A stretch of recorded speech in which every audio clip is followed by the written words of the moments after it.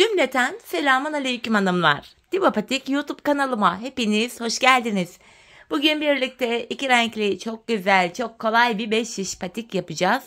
Ben patiğimde koyu patlıcan moru ve krem tonlarında 2 tane normal patiklik ip kullandım.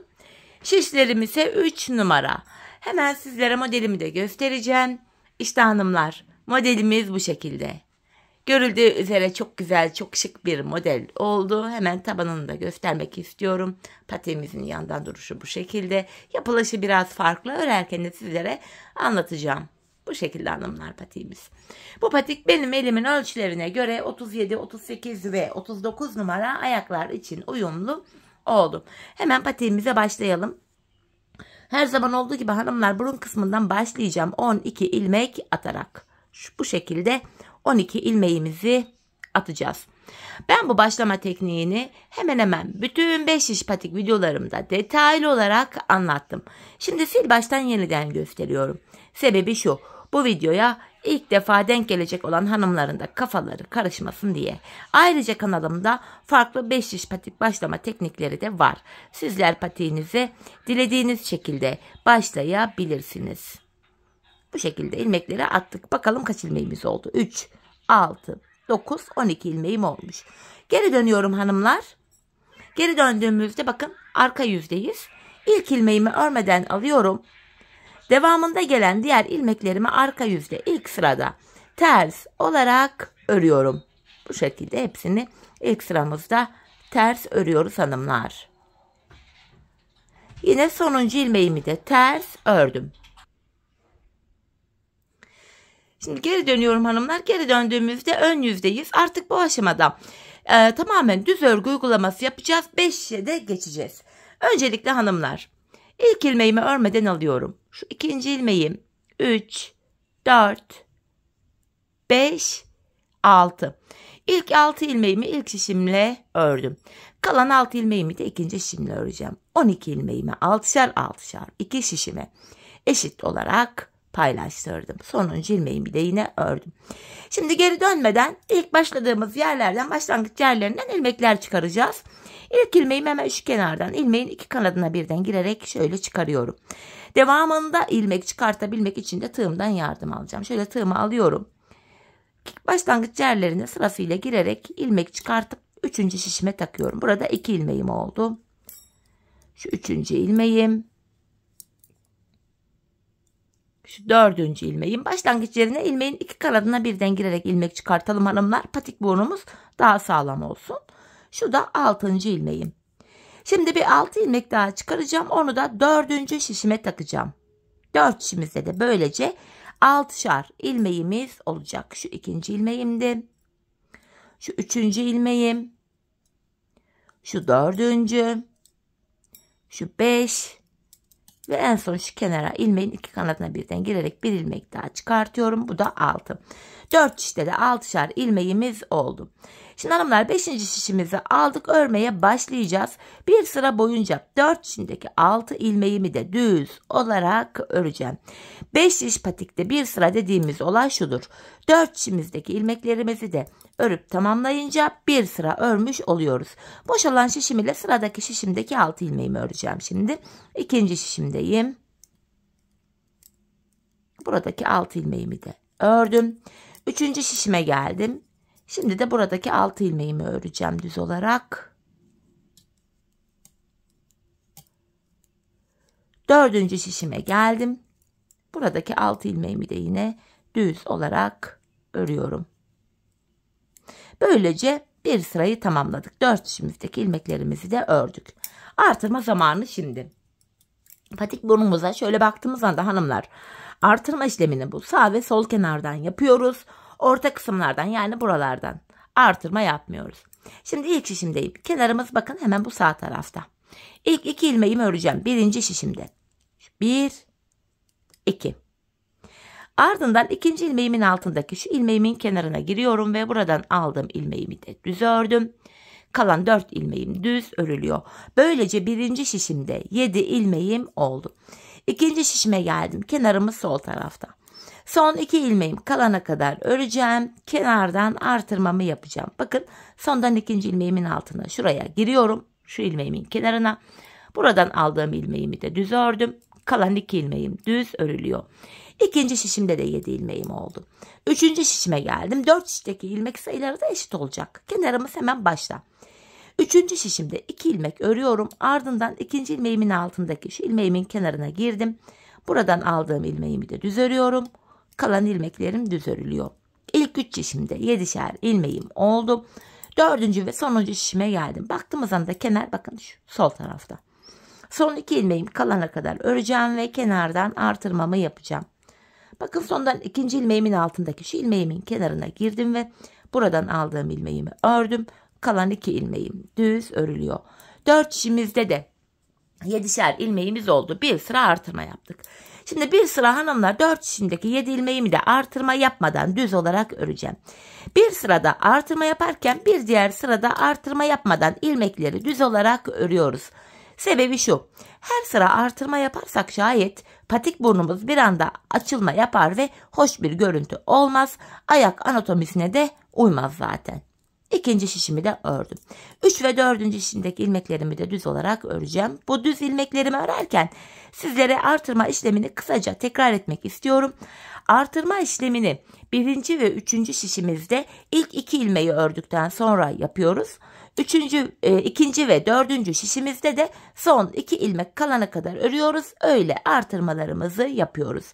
4. şişimdeki 7 ilmeğimi de yine düz ördüm. Bir sıra düz örmüş olduk. Tekrar artırma zamanı. İlk şişimdeyim hanımlar. Kenarımız hemen başta. 2 ilmek örüyorum. Ardından ikinci ilmeğimin altındaki şu ilmeğimin kenarına girdim ve buradan aldığım ilmeğimi de düz ördüm. Kalan 5 ilmeğim düz örülüyor. Böylece birinci şişimde 8 ilmeğim oldu. İkinci şişime geçtim. Kenarımız sol tarafta. Son 2 ilmeğim kalana kadar öreceğim. Sol kenardan artırmamı yapacağım. Bakın sondan ikinci ilmeğimin altındaki şu ilmeğimin kenarına girdim. Buradan aldığım ilmeğimi düz örüyorum. Kalan 2 ilmeğim de düz örülüyor. Burada da 8 ilmeğim oldu. Üçüncü şişimdeyim. Kenarımız başta. İlk 2 ilmeğimi örüyorum. Ardından ikinci ilmeğimin altındaki şu ilmeğimin kenarına girdim ve buradan aldığım ilmeğimi de düz ördüm. Kalan 5 ilmeğim düz örülüyor. İlk 3 şişimde hanımlar 8'er ilmeğim oldu. 4. ve sonuncu şişime geldim. Kenarımız sol taraftan. Burada da son 2 ilmeğim kalana kadar öreceğim. Kenardan artırmamı yapacağım. Bakın sondan ikinci ilmeğimin altına şuraya giriyorum ve buradan aldığım ilmeğimi de düz ördüm. Kalan 2 ilmeğimi düz örüyorum. 4 şişimizde de 8'er ilmeğimiz oldu. Şimdi yapacağımız işlem şu hanımlar: bir sıra artırma yapmıştık. Bir sıra ilmeklerimizi düz olarak öreceğiz. Sonraki sıra artıracağız. Düz öreceğiz, artıracağız. Bu şekilde şişlerimizdeki ilmek sayıları artacak. Patiğimizin burnu oluşacak. Hanımlar, ben bu patiğimde her bir şişimde 14'er ilmeğim olana kadar artırdım. Ardından modelimi kurdum. Modelimiz 4 ilmek ve katları üzerine kurulduğu için dilerseniz 15'er ilmek yapın, dilerseniz 16'şer ilmek, dilerseniz 13'er ilmek yapın. Hiç fark etmiyor. Modelimiz tam denk gelecektir. Şimdi hep birlikte artırmalarımızı yapalım gelelim. Ardından birlikte modeli kurulumuna geçeceğiz. Evet hanımlar, ben her bir şişimde 14'er ilmeğim olana kadar artırmalarımı yaptım. Geldim, artırmadan sonra bir sıra düz örmedim. Hemen modele geçeceğim. Dediğim gibi sizler 13'er ilmek ya da 15'er ilmekte artırma yapmış olabilirsiniz. Model kurulumunu benimle aynı şekilde yapacaksınız. Tek fark şu: 15'er ilmek yaptıysanız bir model fazla olacak benden. 13'er ilmek yaptıysanız da bir model eksik olacak. Modelimiz toplam 16 sıradan oluşuyor. 16 dediğime bakmayın hanımlar. Aynı modeli 2 kez tekrar yaptığımız için biz bunu 8 sıra gibi de düşünebiliriz. Hemen krem ipimi ekleyeceğim. Modelimizde 2 sıra krem, 2 sırada mor ipimizi kullanacağız. Öncelikle ilk 3 ilmeğimi krem ile örerek başlayacağım. İlmek sayınız kaç olursa olsun ilk 3 ilmeği krem ile örerek benimle aynı şekilde başlayacaksınız. 3 ilmek kremimi ördüm. Patiğim sökülmesin diye krem ipimin ucunu hemen şöyle mor ipime sıkıca bağlıyorum, patiğimiz sökülmesin diye. Modelimizin 1. sırası hanımlar. Mor ipimizi bu sırada kullanmayacağız. Mor ipimiz bekleyecek. 3 tane krem ördüm. Bir moru örmeden alıyorum. 3 tane krem örüyorum. 1 ilmek mor örmeden sağ şişimi alıyorum. 3 tane krem, 1 tane moru örmeden aldım. Yeniden 3 tane krem, İkinci şişime geldim. Üçüncü kremimi buraya örüyorum. Bir mor ilmeği örmeden aldım. 3 krem, bir moru örmeden alıyoruz. 3 tane kremimi ördüm. Bir moru örmeden aldım. 3 mor, 1 krem. Üçüncü şişimdeyim. 3 ilmek krem, bir moru örmeden aldım. Bu şekilde devam edeceğiz. 3 krem öreceğiz. 1 ilmek mor örmeden alacağız. Modelimizin birinci sırası böyle. Dördüncü şişime geldim. Üçüncü krem ilmeğimi buraya örüyorum. Bir moru örmeden aldım. 3 krem, 1 mor. 3 krem, 1 mor. 3 krem ve sonuncu mor ilmeğimi örmeden sağ şişime aldım. Modelimizde birinci sıramız buydu. Şimdi ikinci sıramızda yine kremle devam edeceğiz. Dediğim gibi 2 sıra krem, 2 sırada moru kullanacağız. Modelimiz şu. Birinci sırada yaptığım işlemin aynısını ikinci sırada da yapacağım. İlmekleri gördüğüm gibi aynı şekilde örüyorum. 3 kremi ördüm. 1 mor örmeden alıyorum. 3 kremi örüyorum. 1 moru örmeden alıyorum. Bu şekilde ilmeklerimizi gördüğümüz gibi örüyoruz. Birinci sırada yaptığımız işlemin aynısını ikinci sıramızda da tekrar ediyoruz hanımlar. 3 krem, 1 moru örmeden aldım. 3 krem, yine bakın 1 morumu aldım. Üçüncü şişimdeyim. 3 krem, 1 moru örmeden aldım. 3 krem, 1 moru alıyorum. Bu şekilde devam ediyoruz. Dördüncü şişime geldim. Burada da yine ilmekleri gördüğüm gibi öreceğim. 3 krem ilmeğimi krem ipimle örüyorum. 1 moru örmeden alıyorum. Sonuncu mor ilmeğimi de örmeden sağ şişime aldım. 2 sıra hanımlar krem ipimizle modelimizi yaptık. Geldik 3. sıramıza, mor ipimi alıyorum. 3. ve 4. sıramızda da mor ipimizi kullanacağız. Burada hanımlar 3. sıramızda şöyle başlıyoruz. Bir tane mor örüyorum. Bakın burada 3'er tane krem var. Bu 3 kremin ortadakini örmeden alıyoruz hanımlar. Bakın 3 krem vardı.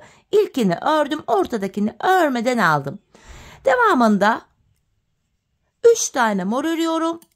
Bir kremi örmeden alıyorum. Bakın bir mor ördük. Ortadaki bir kremi örmeden aldık. Devamında 3 mor, 1 krem.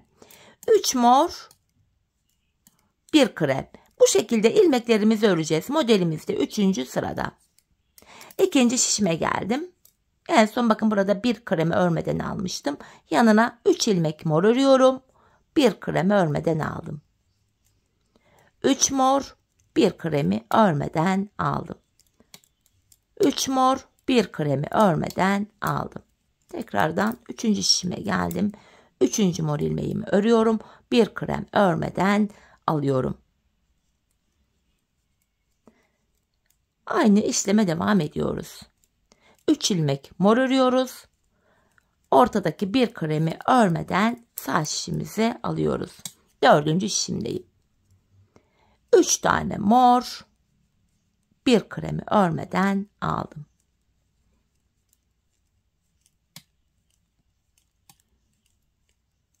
Son 2 ilmeğimi de mor ile örüyorum.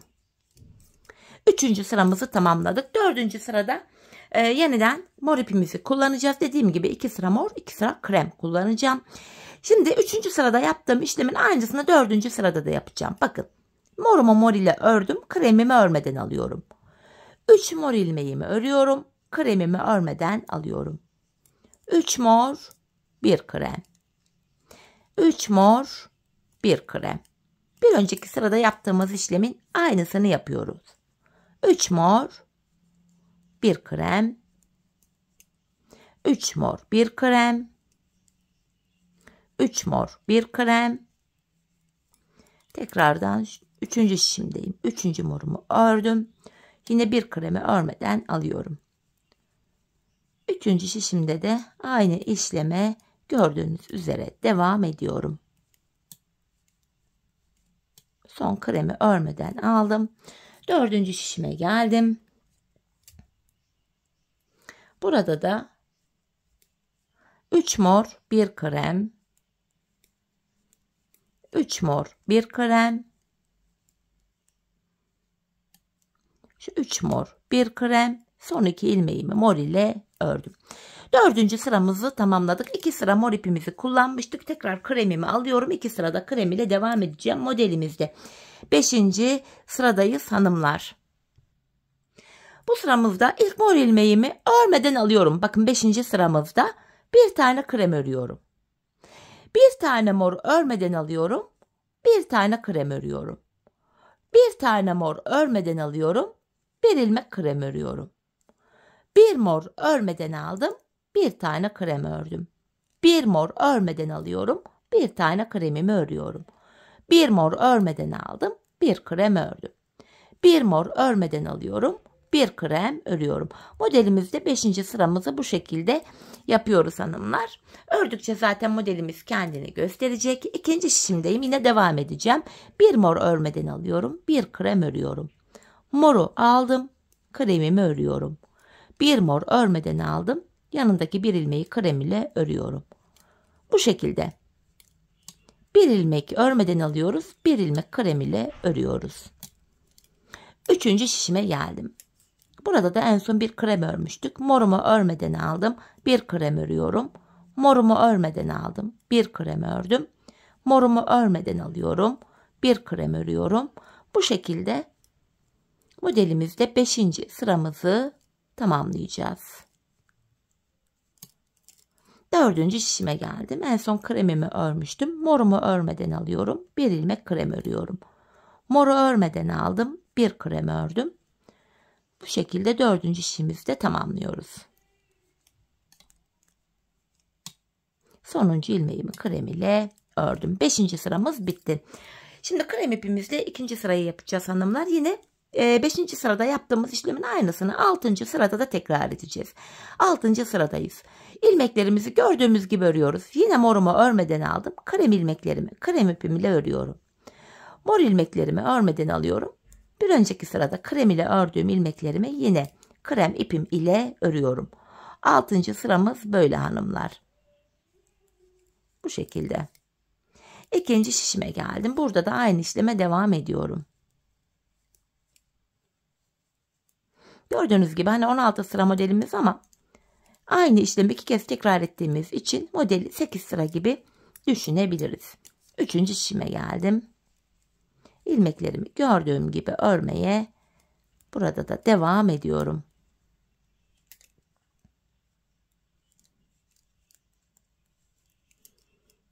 Dördüncü şişimdeyim. Morumu örmeden alıyorum. Krem ilmeklerimi örüyorum.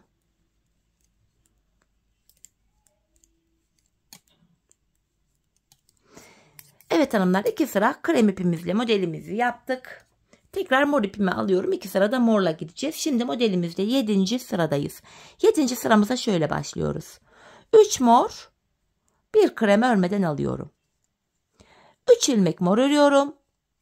1 krem örmeden aldım. 3 ilmek mor örüyorum.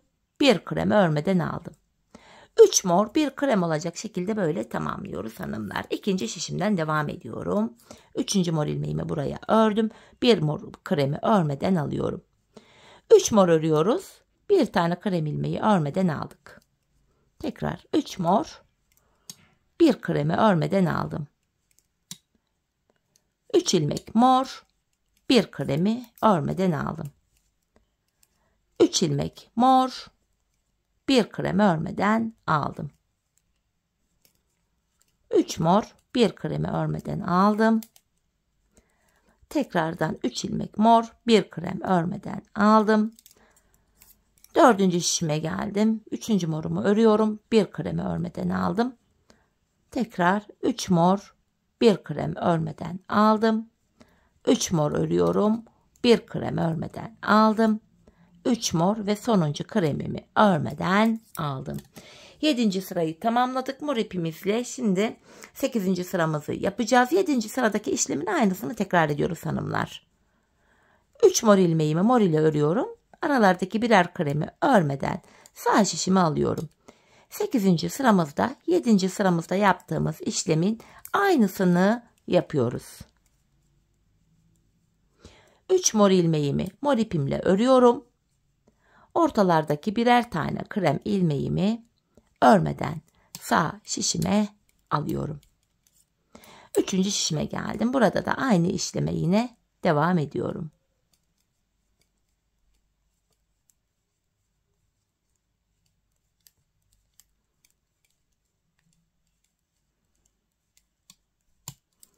Dördüncü şişime geldim. Burada da ilmeklerimi gördüğüm gibi örüyorum.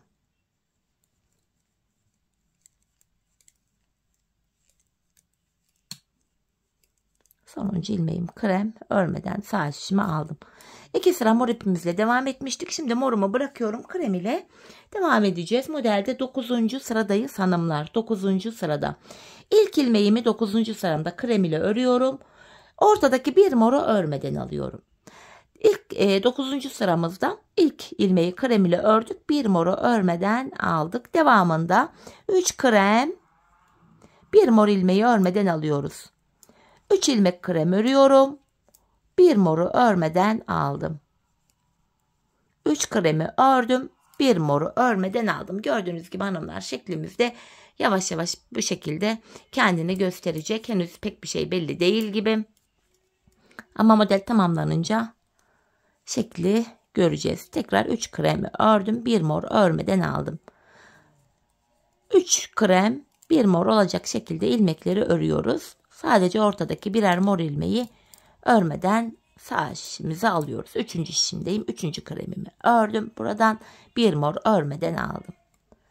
Yine 3 krem, bir mor olacak şekilde 9. sıramızda ilmeklerimizi örüyorum. 4. ve sonuncu şişimdeyim. 3 krem, bir mor. Tekrar 3 krem, bir mor. 3 krem, bir mor. Son 2 ilmeğimi krem ile ördüm. Evet hanımlar, geldik modelimizde 10. sıramıza. Krem ipimle devam edeceğim. Bu sıramızda da bir önceki sırada yaptığım işlemin aynısını yapıyorum. Bir kremimi krem ile ördüm. Morumu örmeden alıyorum. 3 krem, bir mor olacak şekilde 10. sıramızı yapıyoruz. Bakın 3 krem, bir morumu örmeden aldım. Şeklimiz hanımlar yavaş yavaş belli olmaya başladı şu anda, gördüğünüz gibi. Devam ediyorum. 2. şişimden yine burada da ilmeklerimi gördüğüm gibi örüyorum. 3 krem ilmeğimi krem ipim ile örüyorum. Aralardaki birer mor ilmeğimi örmeden sağ şişime alıyorum. 3. şişimdeyim. Devam ediyorum.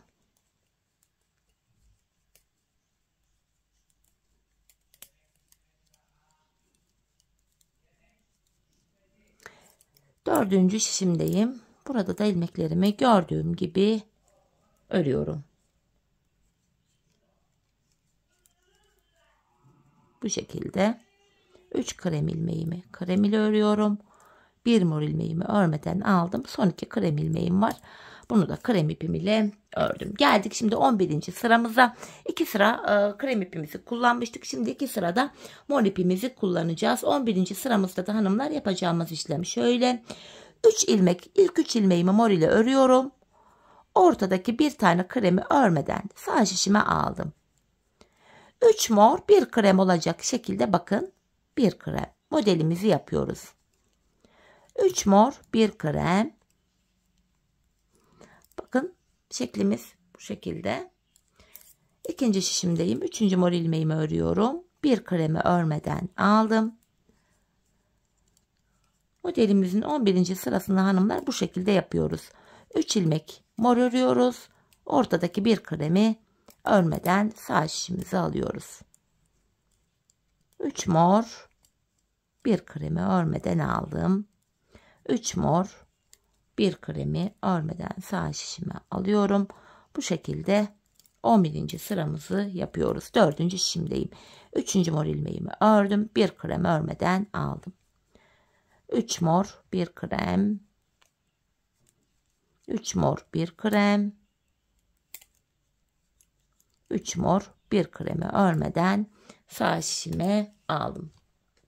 Geldik hanımlar modelimizde 12. sıramıza. 11. sırada yapmış olduğumuz işlemin aynısını yapacağız burada. Mor ilmeklerimi mor ipim ile örüyorum. Krem ilmeklerimi örmeden alıyorum. Mor ilmeklerimi ördüm. Kremimi örmeden alıyorum. 12. sıramız bu şekilde. İkinci şişimdeyim. Yine burada da ilmeklerimizi gördüğümüz gibi örmeye devam edeceğiz. 3 mor, 1 krem, 3 mor, 1 krem, 3 mor, 1 kremi örmeden aldım. Üçüncü şişimdeyim.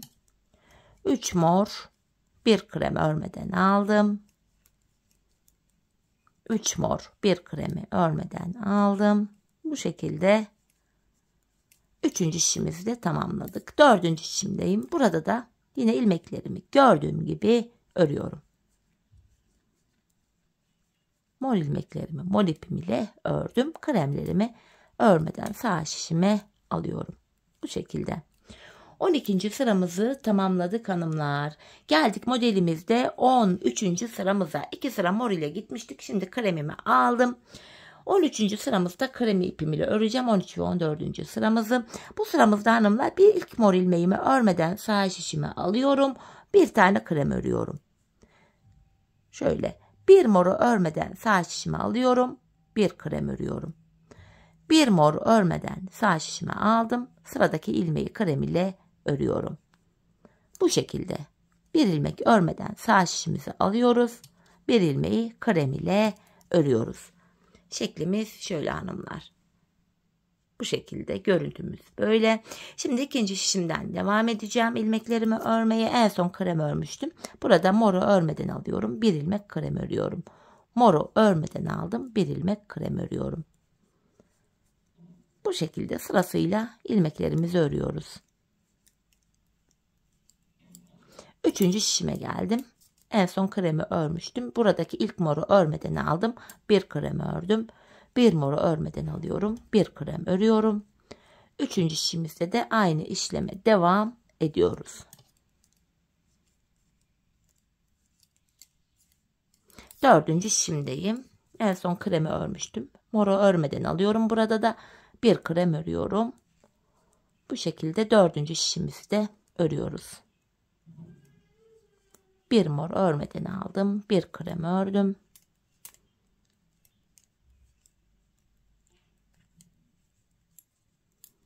Bu şekilde hanımlar.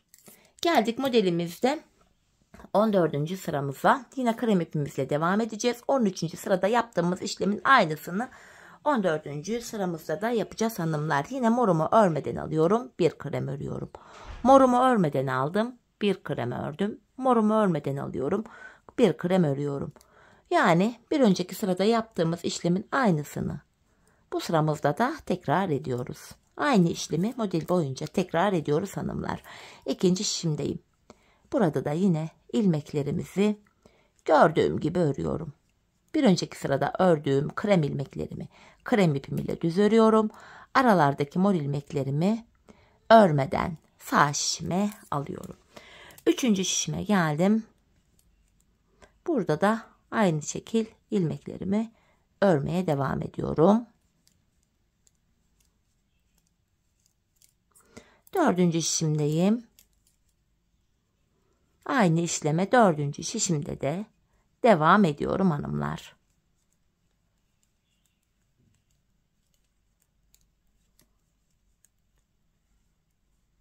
Bu şekilde. Geldik modelimizde 15. sıramıza. 2 sıra krem ipimizi kullanmıştık. Şimdi mor ipimi alıyorum. 2 sıra mor ipim ile devam edeceğim. Dediğim gibi modelimizde 15. sıradayız. Bu sıramızda hanımlar ilk ilmeğimi mor ile örüyorum. Bir kremi örmeden aldım. 15. sıramda ilk ilmeğimi mor ile ördüm. Yanındaki bir kremi örmeden aldım. Devamında 3 ilmek mor, bir kremi örmeden alıyorum. 3 ilmek mor örüyorum. Bir kremi örmeden alıyorum. 3 ilmek mor örüyorum. bir krem örmeden alıyorum. Bakın hanımlar, şeklimiz artık bu sıramızda kendini gösterdi biraz. Bu şekilde modelimiz kendini gördüğünüz gibi biraz daha belli etti. İkinci şişimden devam ediyorum. En son bir krem örmeden almıştık. 3 mor örüyorum. Sıradaki bir ilmeği örmeden aldım. 3 mor, bir kremi örmeden aldım. 3 mor, bir kremi örmeden aldım. Tekrardan 3. şişime geldim. 3. mor ilmeğimi buradan alarak örüyorum. Bir krem örmeden aldım. 3 ilmek mor, bir kremi örmeden sağ şişime aldım. 3. şişimde de bu şekilde ilmeklerimi örüp tamamladım. 4. şişime geldim. Burada da 3 mor, bir kremi örmeden alıyorum. 3 ilmek mor ördüm. Bir kremi örmeden aldım. 3 ilmek mor örüyorum. Bir kremi örmeden alıyorum. Son 2 ilmeğimi de mor ile ördüm. Şimdi geldik modelimizde 16. ve sonuncu sıramıza. Modelimizin bu sonuncu sırası hanımlar. Mor ile ikinci sıramızda da yine ilmekleri gördüğümüz gibi öreceğiz. Yani 15. sırada yaptığımız işlemin aynısını tekrar edeceğiz. İlk morumu mor ile ördüm. Bir kremi örmeden alıyorum. 3 ilmek mor örüyorum. Bir kremi örmeden aldım. Modelimize bu şekilde devam ediyoruz. 3 mor, bir krem olacak şekilde ilmeklerimizi örüyoruz hanımlar.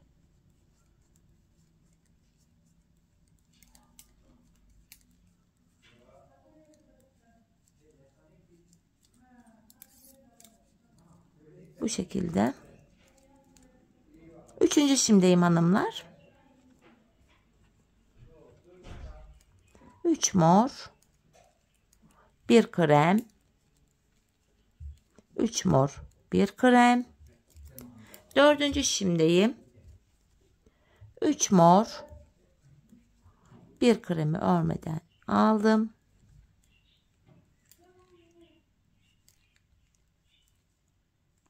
Evet hanımlar, modelimizde 16. sıramızı tamamladık. Modelimizi bitirdik hanımlar. Bakın ilk modelimiz bu şekilde oluştu. Gördüğünüz gibi. Şeklimiz böyle. Şimdi hanımlar aynı işleme devam edeceğiz. Şöyle modelin birinci sırasında yaptığımız işlemin aynısını birinci, ikinci, üçüncü sıra tekrar yenileyeceğiz. Yani 16 sıradan oluşan modelimizin ilk bölümünü bitirdik. Şimdi ikinci bölümündeyiz. Yani yapacağımız işlem şöyle. Sil baştan başlıyoruz. Birinci modelin ilk sırasında hanımlar krem ipimizle başlamıştık. Bakın krem ipimi alıyorum. Nasıl başlamıştık ilk modele başlarken? 3 krem. Bakın ikinci modelin birinci sırasına geldik. 3 krem ördük. Bir moru örmeden alıyoruz. Bunun modelin birinci sırası diye düşünün hanımlar. İlk defa kuruyoruz gibi düşünün. Tekrardan 3 krem. Bir mor. 3 krem. Bir moru örmeden alıyoruz. 3 ilmek krem örüyoruz. Bir moru örmeden alıyoruz. Diğer 3 şişi böyle tamamlayacağız. Modelin ikinci sırasında da yine ilk sırada yaptığımız işlemin aynısını yapacağız. Sonra 3. ve 4. sırada aynı işlemi tekrar edeceğiz. 5. ve 6. sırada yine aynı işlem yapılacak. İşte 7. ve 8. sırada, 9. ve 10. sırada, 11, 12, 13, 14, 15, 16 derken ikinci modeli de tamamlayacağız. Hanımlar, bu aşamada kafanız karışacak olursa ilk modelin her bir sırasını hiç atlamadan tek tek söyledim. Birinci sıra, ikinci, üçüncü, beşinci, yedinci, 10. 15, 16. diye her sırayı tek tek anlattım. İkinci modelin ilk sırasını da hanımlar ilk şişte zaten yaptık. Bu aşamada dediğim gibi videonun bu ilk bölümü yaptığımız bölümlerine gelerek 16 sıralık ikinci bölümü de yapabilirsiniz. Bakın hanımlar, 16 sıralık ikinci bölümü de yapabilirsiniz. İkinci bölümde yine 16'nın ikinci modelde yine 16 sırada bitecek. Sonra 3. modele başlayacaksınız hanımlar. 3. modeli yarım yapacağız hanımlar. 3. modeli 16 sıra değil 10 sıra yapacağız. Çünkü model o şekilde denk geldi. Bakın ayağı tam oldu. 3. modelin 10. sırasını yaptıktan sonra bırakacaksınız. Dediğim gibi model bu şekilde tam denk geliyor. Hatta sizlere şu şekilde model üzerinde bunun ölçüsünü de vereceğim. Şöyle. Bakın. Çıkarttım mankeni ayaktan. Modelimizin şöyle boydan Bakın şu en son burundan başlayarak şöyle modelli bölümü gösteriyorum. Buraya gelene kadar hanımlar, model bitimine kadar 12,5 santime gelmiş. 12,5 santim boyunca bakın tam şu kremle modelin bittiği yere kadar ölçümümü yaptım. 12 şöyle tekrardan, evet, 12,5 santim. Gördüğünüz gibi 12,5 santim yapmışım. Şimdi bir de en olarak da size ölçüsünü vereyim. 9,5 santimde patiğimizin eni var hanımlar. Benim ölçülerim bu ayarda oldu. Zaten bakın 5 şiş patik olduğu için esneme özelliğine de sahip modelimiz. Bu şekilde yaptım. Dediğim gibi ilk 16 sıradan oluşan ilk modelimizi birlikte yaptık. Aynı şekilde dediğim gibi videonun başına gelerek ikinci modeli de 16 sıradan oluşan modeli de yapabilirsiniz. İkinci modelden sonra üçüncü modele geçeceksiniz. Üçüncü modeli 10 sıra yapmanız yeterli. 16 sıraya çıkmanıza gerek yok. Üçüncü modeli 10 sıra yapın gelin hanımlar. Ardından buluşalım, birlikte bilek ayrımına geçeceğiz. Evet hanımlar, patiğimin ön bölümünü tamamladım ve geldim. Zaten ilk modeli birlikte yapmıştık. İkinci modelin başlangıcında kurduk. 16 sıradan oluşan ikinci modelimi de yaptıktan sonra üçüncü modelime geçtiğimde 10 sıra modelimi yaptım. 16 sıra yapmadım. 10 sırada bıraktım. Bakın en son 10. sıramı yaptım. Hanımlar, bu aşamada artık bakın şu bölüme geldik. Krem ipimi kullanmayacağım. Mor ipimle devam edeceğim ilmeklerimi örmeye. İlmeklerimin tamamını mor ipim ile düz olarak örüyorum. Bilek ayrımından önce bir alt zemin hazırlamak için ilmeklerimizi mor ile örüyoruz. Artık krem ipimizi de kesip şu arkaya bağlayabiliriz hanımlar. Krem ile işimiz kalmadı. Şimdi hanımlar, 4 şişimizdeki ilmeklerimizi de 2 sıra boyunca bu renkli ipimiz ile düz olarak örelim gelelim. Evet hanımlar, 2 sıra boyunca ilmeklerimi renkli ipim ile düz olarak ördüm geldim. Krem ipi de kestim, arkaya düğümledim. Şimdi bilek ayrımını yapacağız hanımlar. Dilerseniz şişinizde 14'er ilmek, dilerseniz 13'er ya da 15'er ilmek olsun fark etmiyor. İlk şişimizde son bir ilmek kalana kadar öreceğiz hanımlar. Son bir ilmeğimiz kalana kadar örüyoruz. Bakın burada bir ilmek kaldı. İlk şişimdeki sonuncu ilmeğim ile ikinci şişimdeki ilk ilmeğimi alıyorum. Bu iki ilmeği bakın şöyle birbiriyle yer değiştirdim. Yer değiştirdiğim ilk ilmeğimi ilk şişimle örüyorum. Burada ilmekleri yer değiştirerek örme sebebimiz şu: bilek ayrımı daha sıkı ve sağlam oluyor. Patiğimizin şu arkalarına geçtik hanımlar. Ben bu kenarlara 7'şer ilmek haroşa ördüm. Örgümüzün hem ön hem arka yüzünde düz örgü örünce haroşa oluyor. Hem ön hem arka yüzde ters örgü örünce yine haroşa oluyor. Ben örgümüzün her iki tarafında da düz örgü örerek haroşalarımı elde ediyorum. Bilek bölümündeki bakın ikinci şişimden devam ediyorum. İlk 7 haroşa ilmeğimi düz ördüm. Devamında gelen ilmekleri de yine düz öreceğim çünkü ön yüzdeyiz. Hanımlar, artık patiğimizin arka bölümüne geçmiş bulunmaktayız. Bu arka bölümde ön yüzde düz örgü, arka yüzde de ters örgü uygulaması yapacağız. Şu anda ön yüzde olduğum için ilmekleri düz örüyorum. Bilek ayrımına kadar öreceğim, ardından geri döneceğim. Geri döndüğümde arka yüzde olacağım için ilmeklerimi ters olarak öreceğim. Tabandaki bir diğer şişime geçtim. Yine buradaki ilmeklerimi de sırası ile düz olarak örüyorum.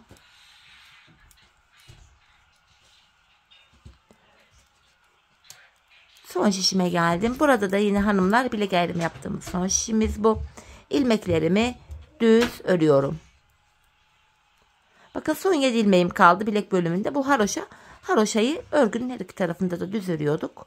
İlmeklerimi yine bakın düz örüyorum. Bu sonuncu ilmeğimi de yine ördüm. Bilek ayrımına kadar ördük, geri dönüyorum. Yapacağımız işlem bu. Bilek ayrımına kadar öreceğiz, geri döneceğiz. Öreceğiz, geri döneceğiz hanımlar. Geri döndüm. Ben sonuncu ilmeklerimi ördüğüm için ilk ilmeğimi örmeden alıyorum. Kenar ilmeğimle birlikte toplam 7 ilmek haroşamı düz örüyorum. Şu 6, şu 7. Bakın ön yüze bir diş haroşamız düştü. Diğer ilmeklerimi de arka yüzdeyim ters olarak örüyorum. Hanımlar, patiğimizin arkasında yapacağımız işlem sadece bundan ibaret. Bilek ayrımına kadar öreceğiz, geri döneceğiz. Öreceğiz, geri döneceğiz. Ön yüzdeysek eğer ilmeklerimizi ters düz öreceğiz.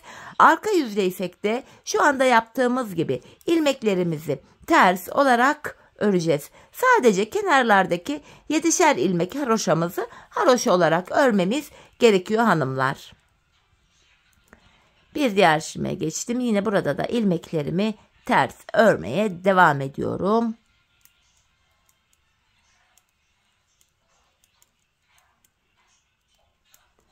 son şişime geldim.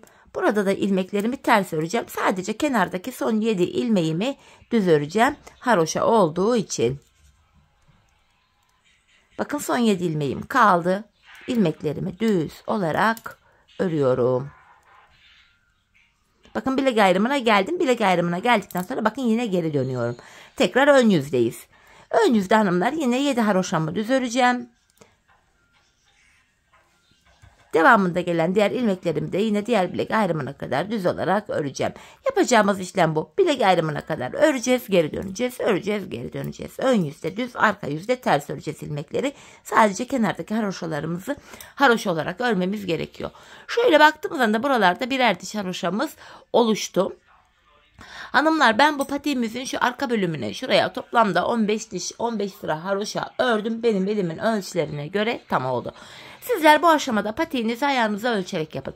Bir süre ördükten sonra şöyle patiğinizi bir ayağınıza giyin deneyin.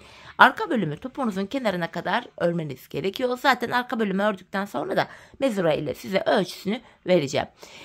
Şimdi hep birlikte patiğimizin arka bölümünü ölçülerimize göre örelim gelelim. Ardından birlikte topuğumuzu keseceğiz. Evet hanımlar patiğimin arka bölümünü ördüm ve geldim. Burada 15 sıra haroşam var. Bu boy ölçüsünü de hemen sizlere vereyim. Şöyle burundan başlayarak şöyle mezuramı sıfırlıyorum oraya. Patiğimin boyu 21 santim gördüğünüz gibi. Şimdi hanımlar bilek ayrımından sonra bakın şu bölüm genişlediği için ilmekler şöyle dümdüz duruyor. Bakın tek şişte toplanacak duruma geldim. Ben bu aşamada topuk kesiminde bana kolaylık sağlasın diye sol tarafa 24 ilmek ayırdım. Sizler her bir şişe 13'er ilmek yaptıysanız sol tarafa 22 ilmek ayıracaksınız. Her bir şişe 15'er ilmek yaptıysanız da sol tarafa 26 ilmek ayırmanız gerekiyor. Topuk kesiminde ilmek sayıları bu. Topuğumuzu yapmaya başlayacağız. Bu bölümde kenardaki 7 ilmek haroşamızı yine haroşa olarak örüyoruz hanımlar. Topuk bölümünde de model bütünlüğü sağlansın diye. 7 haroşamı ördüm. Ön yüzdeyim. İlmeklerimi düz olarak ve sayarak örmeye devam edeceğim. 7 haroşamı örmüştüm. 8, 9, 10, 11, 12, 13, 14, 15, 16, 17, 18, 19, 20, 21, 22, 23, ilk 23 ilmeğimizi örüyoruz. Daldım gittim örmeye. 23 ilmek ördük. 24. ilmeği örerken şu öndeki 2 ilmeği alıyoruz. İkisini birlikte keserek örüyoruz. Sol tarafa 22 ilmek ayıranlar 21 ilmek örecekler. 22. ilmeği örerken kesim yapacaklar. Sol tarafa 26 ilmek ayıranlar da 25 ilmek örecekler. 26. ilmekte kesim yapacaklar. Kesim işlemi bu şekilde yapılacak. Topuğumuz için orta kısma baktığımız anda burada da 7 ilmeğimiz kaldı hanımlar. Bu 7 ilmek her seferinde birer birer eksilecek, bitecek ve böylece patiğimizin topuğu oluşacak. Şimdi yapacağımız işlem şu. Kesimden sonra geri dönüyoruz. İlk ilmeğimi örmeden aldım. Arka yüzde olduğum için diğer ilmeklerimi ters olarak örüyorum. Sadece kenardaki son 7 haroşa ilmeğimi düz öreceğim. Bakın son 7 ilmeğime geldim. Haroşalarımı düz olarak örüyorum. Şimdi geri döndük. Ön yüzdeyiz hanımlar. Bir önceki sırada ne yaptıysak aynısını yapacağız. Öncelikle 7 haroşamı öreceğim. Ben 23 ilmek öreceğim. 24. de kesim yapacağım. Sol tarafta 22 ilmeği olanlar 21 ilmek örecekler. 22. de kesim yapacaklar. Sol tarafta 26 ilmek olanlar da 25 ilmek örecekler. 26. da kesim yapacaklar. Aynı işleme şu arada kalan ilmekler bitene kadar devam edeceğiz. 7 haroşamı ördüm. Sayarak gideceğim. 8, 9, 10, 11, 12, 13, 14, 15, 16, 17, 18, 19, 20, 21, 22, 23 ilmek ördüm. 24. de şu öndeki ikisini alıyorum. Birlikte keserek örüyorum. İkinci kesimimi yaptım. Bir önceki sırada burada 7 ilmek vardı. Şimdi baktığımızda 1 ilmek eksildi. 6 ilmek kaldı. Yapacağımız işlem şu. Kesim yaptık. Yine geri döneceğiz kesimden sonra. Arka yüzde ilmeklerimizi öreceğiz. Ön yüzde tekrardan ilk 23 ilmek öreceğim. 24. de kesim yapacağım. Ben bu kesme işlemini şu arada kalan 6 ilmek bitene kadar devam edeceğim. Topuğumuz oluşacak bu şekilde.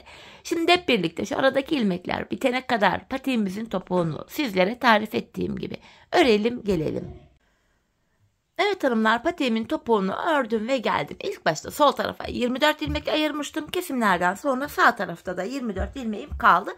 Sol tarafa 22 ilmek ayıranlarında kesimden sonra sağ tarafta 22 ilmekleri kalacak. Sol tarafa 26 ilmek ayıranlarında kesimden sonra sağ tarafta da 26 ilmekleri kalıyor. Yani her iki şişteki ilmek sayıları birbirine eşit. Bu aşamada patiğimin düz tarafı içeride, ters tarafı da dışarıda olacak şekilde şöyle ikiye katladım. Ben tığ ile kolay kesim yapabildiğim için elime uygun herhangi bir tığ aldım. İlk kesimim şöyle. Benden taraftaki şişten bir ilmek, ikinciden de bir ilmek alıyorum. İkisini birlikte topladım. Diğer kesimlerim de şöyle. Benden taraftaki şişten bir ilmek, ikinciden de bir ilmek alıyorum. İkinci ilmeği ilkinin içinden geçirdim. Tığımdaki ilmeklerimi topluyorum. Benden taraftaki şişten bir ilmek, ikinciden de bir ilmek aldım. İkinci ilmeği ilkinin içinden geçirdim. Tığımdaki ilmekleri topluyorum. Karşılıklı olarak şişlerimizden birer tane ilmek alıyoruz ve ikinci şişten aldığımız ilmeği ilk şişten aldığımız ilmeğin içinden geçiriyoruz. Tığımızdaki ilmekleri topluyoruz. Her iki patimizin topuğu da aynı yöne kesiliyor hanımlar. Kesim sağ patik sağ tarafta, sol patik sol tarafta diye bir kaide yok. Her iki patik de aynı yönde kesiliyor. Şimdi kalan ilmekleri de aynı şekilde keselim gelelim. Evet hanımlar, ilmeklerimi gördüğünüz gibi kestim. Son ikişer ilmeğim kaldı şişlerimde. Yine sıradaki ilmeklerimi aldım. İkinciyi ilkinin içinden geçirdim. Tığımdakileri topladım. Son birer ilmek kaldı. Önce benden taraftaki ilmeğimi, sonra da ikinci şişimdeki ilmeğimi tığıma alıyorum. Tığımda 3 ilmeğim oldu. Üçünü birden topladım. Buraya 2 tane sıkı bir zincir çekiyorum ve ipimi kesiyorum hanımlar. Hemen ipimizin ucunu gizleyelim. Şöyle düğümleyerek arkaya güzelce gizleyeceğim. Sonra topuğumuza ve patiğimizin geneline birlikte bakalım. Evet, ucumuzu şöyle gizledim. Bakalım hanımlar topuğumuza şimdi şöyle. Gördüğünüz gibi patiğimizin topuğu bu. Ayağı giyilince böyle duruyor. Hani gizli kesim olduğu için yeri bile belli değil. Ayağımızın arka kısmında topuk kesimi gayet şık, güzel görünüyor. Hanımlar, patiğimiz görüntü itibariyle bu. Hemen manken ayağıma giydireyim. Bir de ayağımızda görelim hanımlar. Bir de öyle bakalım patiğimize. Çok şık, güzel, zarif bir patik oldu. Yani yapılışı da kolaydı. Çeyiz için de çok uygun oldu diye düşünüyorum. Her renge de çok yakışacaktır. Sizler dilediğiniz renkleri kullanabilirsiniz. Şöyle güzelce patiğimizi şöyle ayağıma da giydirdim. Manken ayağıma bakın. Patiğimizin tabanı, kenarı, bakın diğer kenarımız. Çok muntazam, güzel, şık, zarif oldu. Evet hanımlar, yine birlikte güzel bir modelin daha sonuna geldik. Umarım sizlere faydalı, hoş bir video olmuştur. Yeni modellerde, yeni videolarda buluşmak dileğiyle. Şimdilik hoşça kalın, sağlıcakla kalın.